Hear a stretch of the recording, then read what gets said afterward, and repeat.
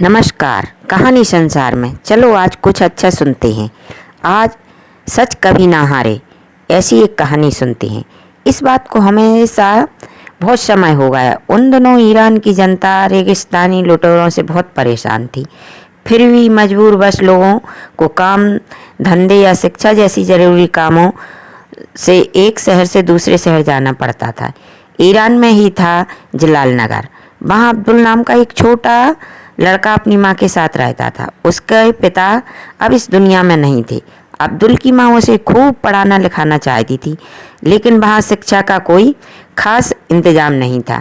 एक दिन उसे पता चला कि कुछ लोगों का काफिला राजधानी जा रहा है। उसमें कुछ जान पहचान के लोग भी थे। भला अब्दुल को आगे की पढ़ाई के लिए बाहर भेजने का इससे अच्छा मौका फिर कहाँ मिल सकता। वैसे तो वह खुद भी अब्दुल के साथ जाना चाहती थी, लेकिन पैसों की दिक्कत थी, इसलिए उसने अब्दुल को अकेले ही शहर भेजने का फैसला किया।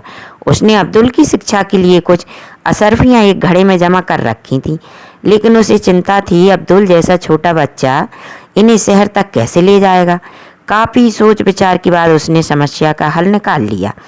माँ ने अब्दुल की जैकेट अंदर की तरफ कई छेदे बनाए, फिर उसमें दो दो असरफियाँ डालकर उन छेदों को बराबर सी दिया।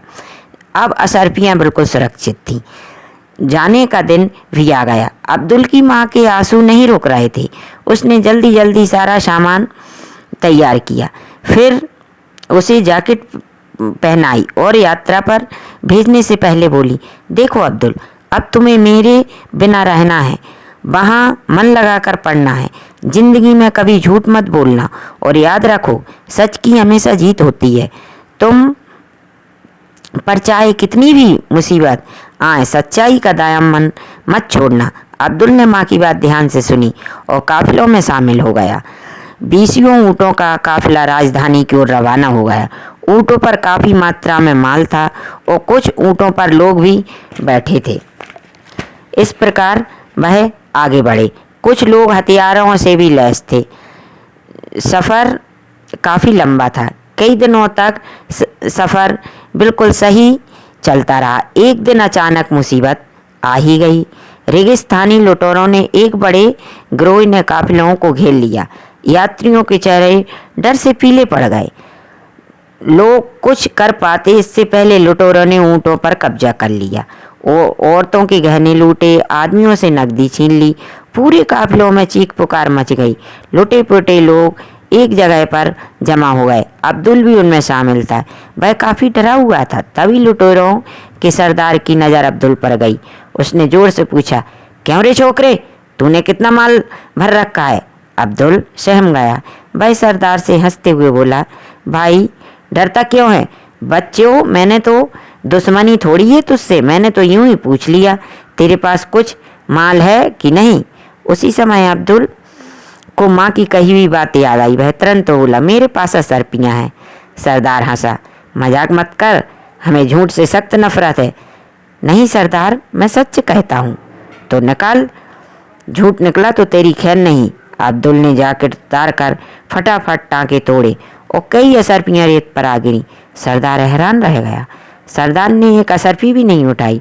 उसने अब्दुल को बाहों में लेकर पूछा, तूने हमें असरफियों की बात क्यों बताई?